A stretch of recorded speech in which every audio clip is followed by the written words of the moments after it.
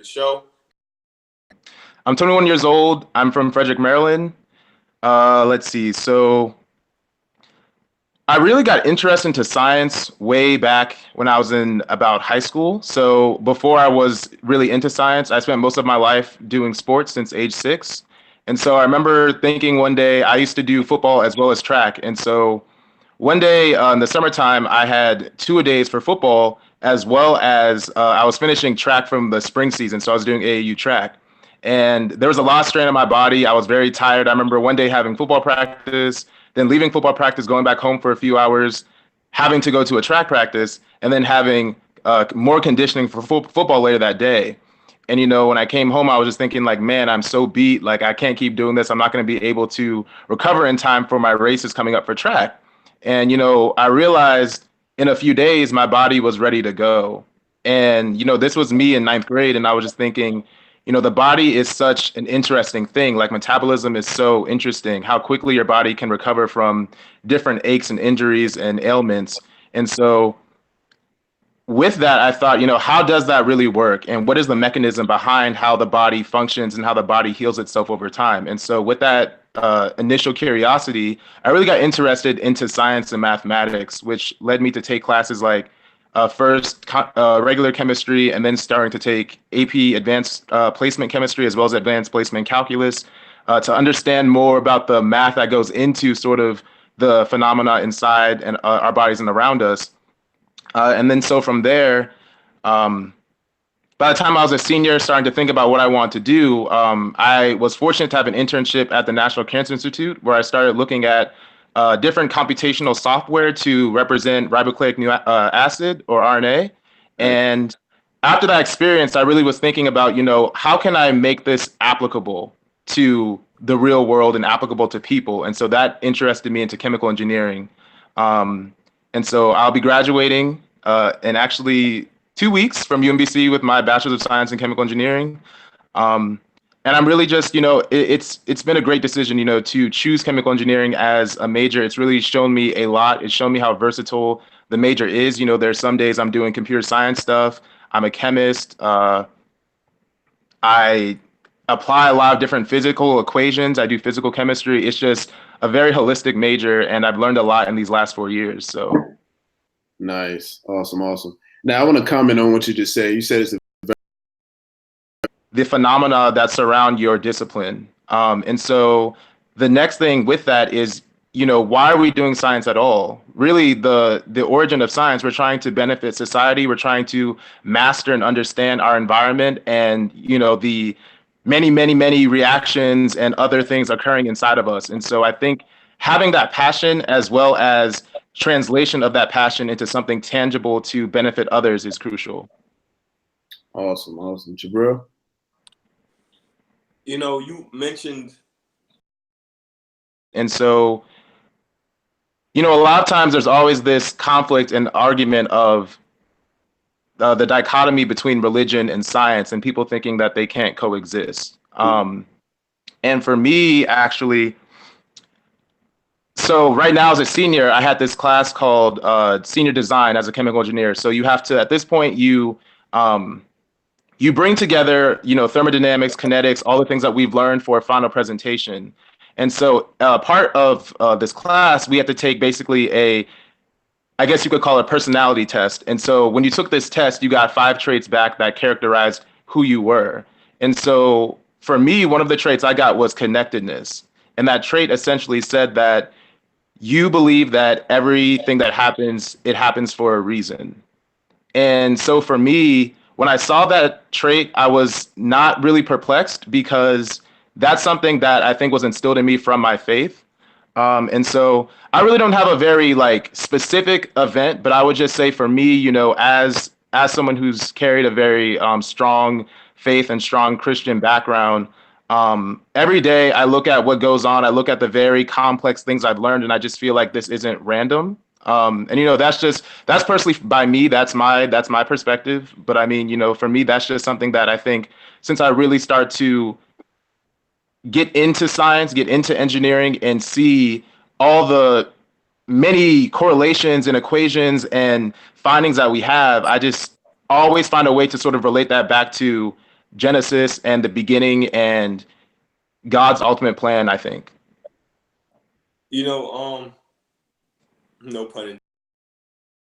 Learned in your field to just other aspects of your life. And so I know for myself, when it comes to the things that I've learned as a chemical engineer, I can translate it to just the concept of immaculate design and the concept that, God constructed a lot of beautiful things, a lot of very intricate, complex things that it's going to take centuries for us to really unearth and talk about and discover and reduce for common knowledge. So I think that really that comment goes into the ability to relate and intersect what you're doing scientifically with a lot of different sectors of life, not necessarily just religion, but, other areas that may be important to you at the individual level. And then I guess on top of that. Oh, it's very ambiguous at this point. I do think that there is a relationship between faith and fact. I think that for people who do believe in whatever they choose to believe in, there's this element of what's happening around me has a reason, and it's not really just random per se. For me, I think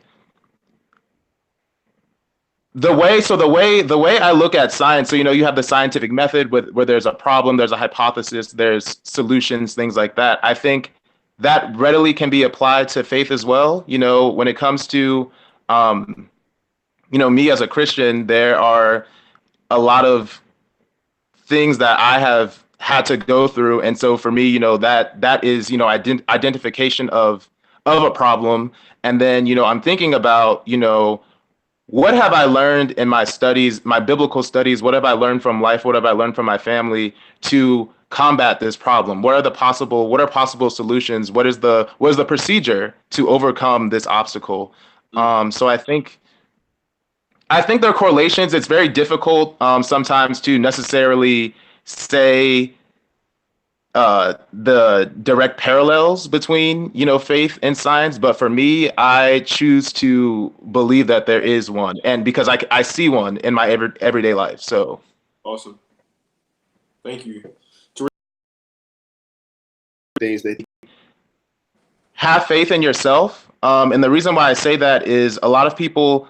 I think naturally we're taught that science at an early age is this daunting, scary thing that only people who look like Einstein can do, which is something that's terrible because it attacks us at a very young demographic. And you see kids already saying by age 8, like, I don't know math, I can't do arithmetic, I can't multiply, I can't add, subtract, and they just retreat from it. And so I think one thing that is important, and though it sounds cheesy, but it's true, is that having that innate sense of I can accomplish this. The next thing I would say too is consult your networks. And so there are a lot of people who come before you who have taken these classes. And so, talk to them and figure out what obstacles did you face? What's the syllabi in these classes? What are the expectations? What's the homework load? Reaching out to the faculty, the teacher who's teaching that class, looking online. There are a lot of, I know when I was in AP classes, there were like a lot of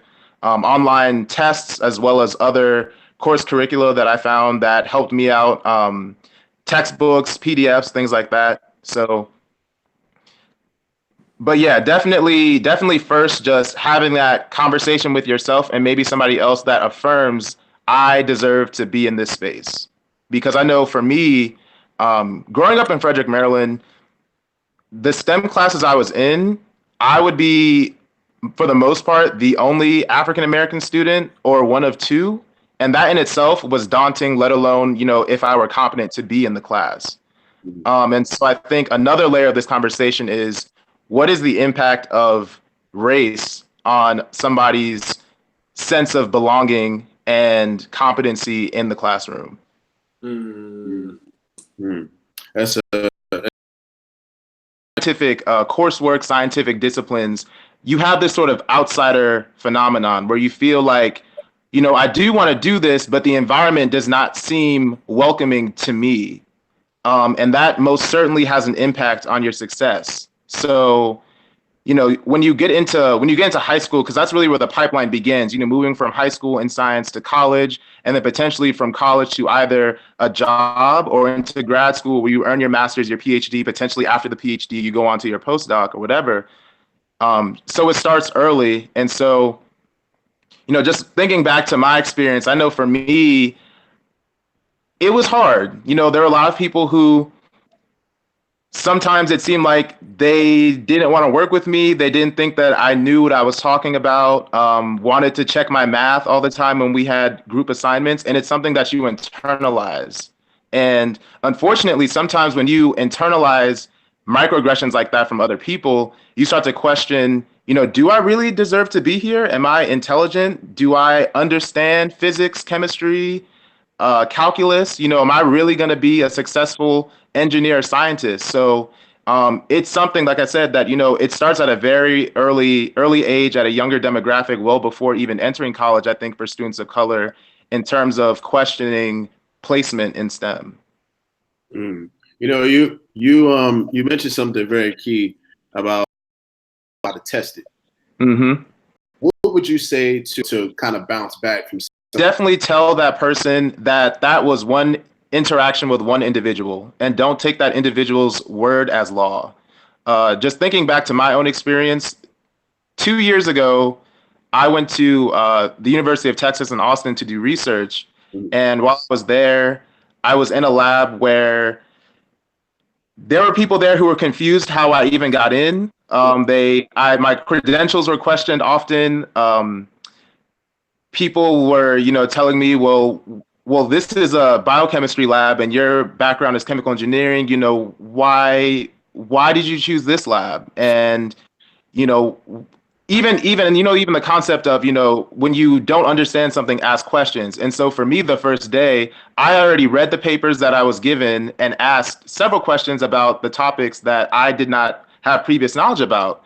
And just the reactions I received were not very positive. And so there were different points in that summer experience where I thought, wow, is this what research is like? Are all people kind of this dismissive and disrespectful and cold?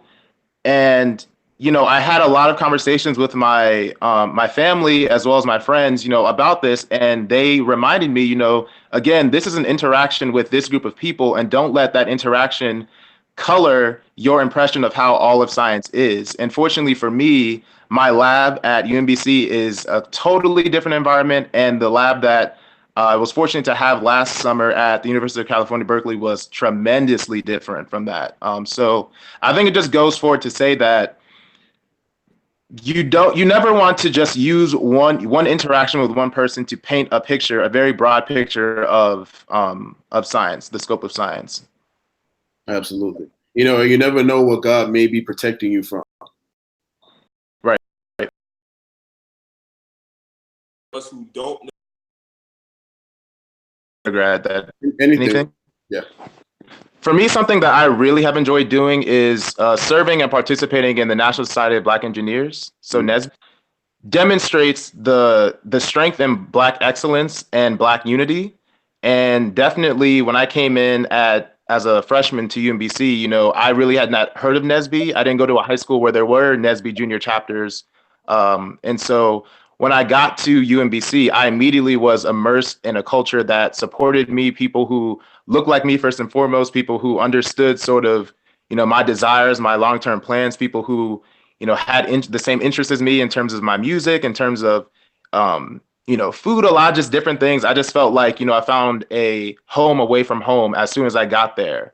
And as I did various things in NESB, such as service for high school students who were coming to get a tour of UMBC, who were prospective students, traveling to conferences, presenting research, meeting other NESB scholars from different institutions. The idea that Black success in STEM is real really manifested itself to me. And, for me, I've just been very grateful to pay it forward and invite other people to join NESB and just work alongside very intelligent, diligent, strong-minded, strong-willed people who care about this organization. And so for me, it's just been something that I will just never forget and will continue to be a part of even as I graduate from UMBC. Nice, nice. And, you know, I'm sure Jabril can attest to this because he's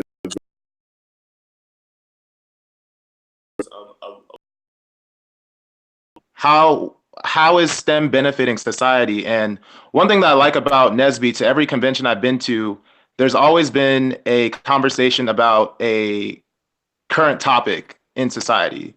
You know, whether it's you know, mass incarceration of Black men, or you know, police brutality, or just all other sorts of microaggressions and forms of discrimination, racism, and not just negative things, but also positive conversations about things that happen in our community too. So I really like that aspect of NSBE where we're committed to our community. That's really important to me. Yes. yeah. I've also done SAT prep tutoring at a nearby high school in Ellicott City, Mount Hebron High School. And so for me, I've been doing that since 2016. And some of these students I've been working with since they were, you know, finishing their ninth grade career and starting junior year and finally taking the test. And after a few years, you know, I spoke to some of the students and they said, you know, I never thought I would be able to get this score to get into a school, you know, a school that I applied to for undergrad. And I think that those type of anecdotal stories that you receive from people, it's a manifestation of the power that you're doing. So I think, again, it's really about the people who you're intended to serve. And so talking to them to see, you know, what impact did our interaction have on you? What did you receive from it? And I think for a lot of people who are members of NSBE, they see that fulfillment when they interact with other NSBE junior chapters or just do mentorship with youth in general. Awesome. Jabril, did you want to kind of add more to that? It's about how do you Definitely at the forefront. You can't be so hard. That's not offensive to another group of people. I will say from my of the negative stereotypes and associations that are surrounding our existence, I think as a Black artist, you know, whether you choose to accept it or not, there are a lot of young Black people who will be looking up to you and will be looking at what you say and take it as law and doctrine. And I think that it's important to be cognizant of that. And you have the choice to decide, you know, I'm going to choose to be this leader or not, but recognize that, you know, when you do achieve that status, that people will be looking at you and expecting certain things, you know, for a lot of us, I think looking at the whole thing with Kanye West, seeing how he claimed that 400 years of slavery was a choice, you know, when this was the same man who well over a decade ago had said, you know, was very vocal about Hurricane Katrina and George Bush and things like that. There's a disconnect. And a lot of us kind of lost our respect in that comment. And even his interactions with Donald Trump are very questionable to a lot of us. So I think that, you know, the expectation, it is very much so, you know, racialized. So because in the Black community, we're used to seeing a lot of our Black figures, we expect them to sort of represent our causes. Right. I think when you become a figure, you need to just be cognizant of the fact that that is an expectation, but like I said, it's still your choice to decide what you do with that. And just, you know, for me, from my own perspective, looking at what Kanye has said recently, I question if he still is really connected with the struggles of Black people right now. It doesn't seem like he really understands where we are. And the comment also shows, I think, in my opinion, a lack of the wealth of knowledge to think that people chose enslavement when they quite literally were extracted from a whole nother continent, separated from their families, forbidden from reading and writing, no form of social mobility. How do you just suddenly decide to band together and take down a massively oppressive institution that exists worldwide?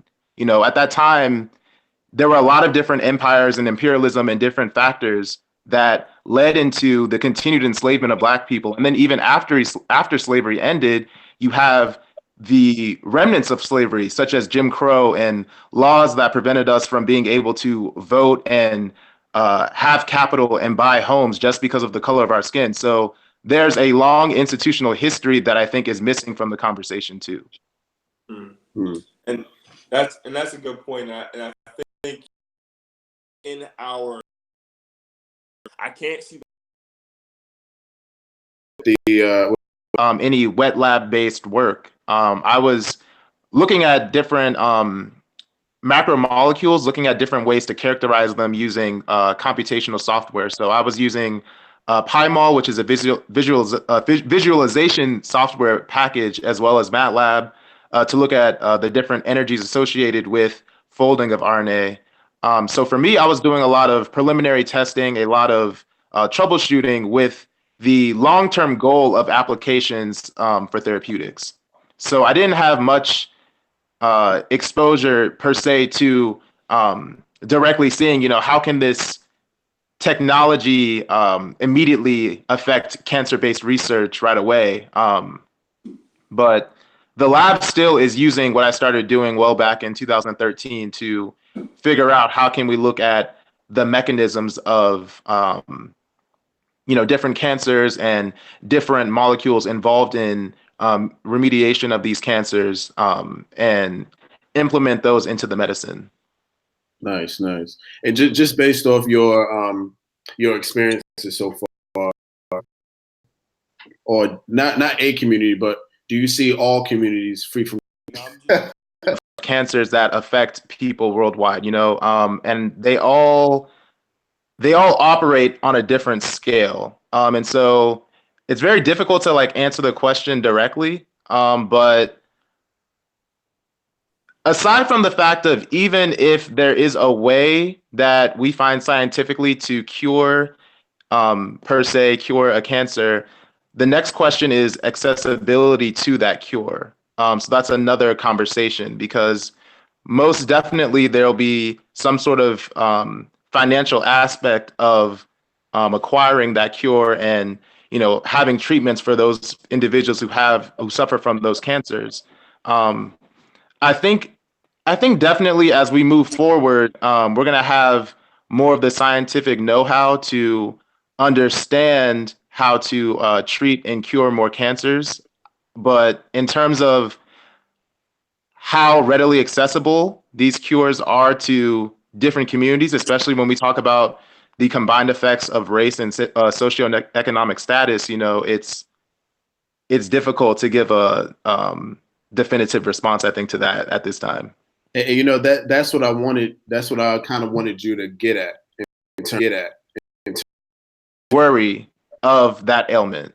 So differing from a treatment where the ailment could still resurface and cause continued issues, I think a cure is something that essentially squelches that ailment. Mm-hmm. And someone brought this to my attention.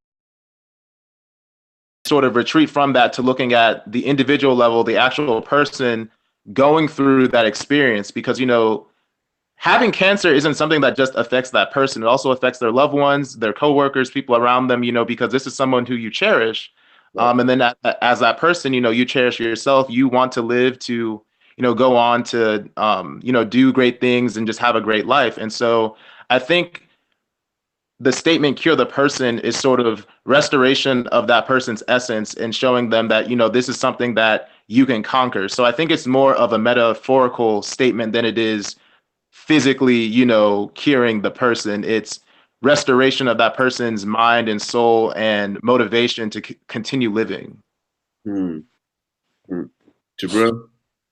So two questions. Not enough. Engineering. So since leaving the National Cancer Institute, I haven't delved more into cancer-based research, okay. But I hypothesized that there possibly could be an effect. There are many different factors metabolically where they are a function of pH. And so I would not be surprised, but I don't want to lie to you guys and, act like I know it when I don't. So. Okay. That's all right. Definitely appreciate it. Definitely. I know it's a Saturday. I know it's Mother's Day weekend. Thank you. first and foremost, my parents both were first-generation college students, and with them being the first people in their families to go on to get collegiate educations, for me in my childhood with my siblings and myself, they've always instilled in us this strong passion of education. They told us that it's something that, our ancestors quite literally fought and died for. And growing up, my mom, she's from Baton Rouge, Louisiana, and Louisiana has a lot of discrimination and effects of Jim Crow that still exists to this day in 2018. And fortunately for me, my mom, I think, is one of my biggest mentors as it relates to my career path, because my mom's focus is in microbiology. Nice. And so she currently works at the Department of Defense at Fort Detrick here in Maryland. And throughout my entire high school, actually, since like I was a child, she's really been very instrumental in telling me, oh no, you're going to take this AP class. It's going to get you ready for college. And, when you get to college, these are types of experiences you want to have, get to know faculty. You're going to need letters of recommendation.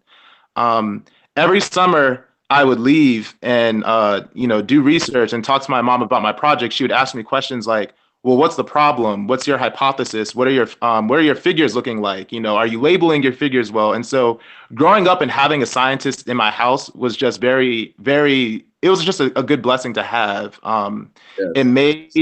It made my path, I think, a lot easier. Having someone who understood because she lived the same experience. And then for my father, my dad, his career is in business.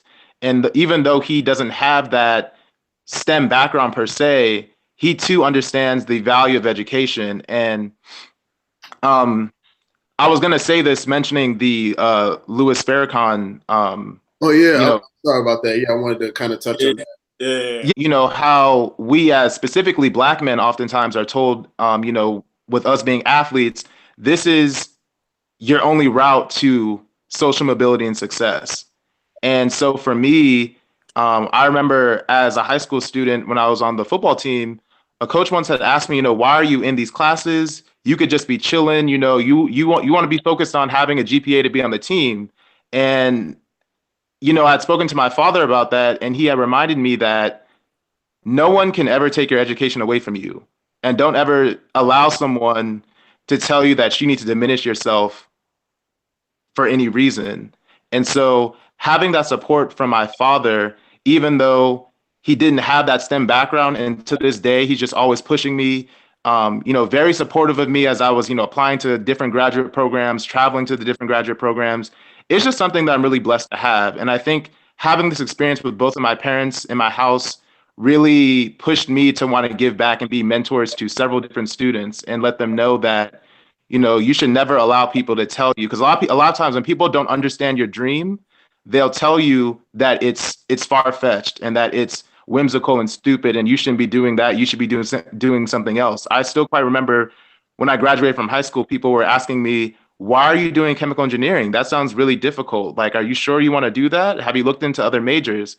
And my parents just quite told me to shake them off. Like, my parents didn't raise me to be at the bar. They always taught me to, whenever I had a vision, to map out a plan to achieve that vision. And I'm just happy that I've had that type of upbringing where they never told me to settle and be complacent. So shout out to you, mom and dad. Awesome. Absolutely. Awesome. That's right. Shout out, by the way. It's Hopkins. Yeah. And joining the cause, looking at all sorts of the merchandise and materials and things of that sort. You can go to blackscientistmatter.com for that.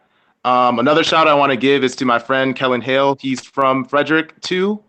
He's also a president of NSBE at Bucknell. He has a movement that I'm a part of too called Keep Empowering Yourself, Key. And he has a website, key.clothing, where you can go and support the movement as well as purchase merchandise. And lastly, I just want to give a shout out to all my friends and family watching this video right now. I love you guys. Thank you. Awesome. Awesome. So we also real quick, I could use time, we're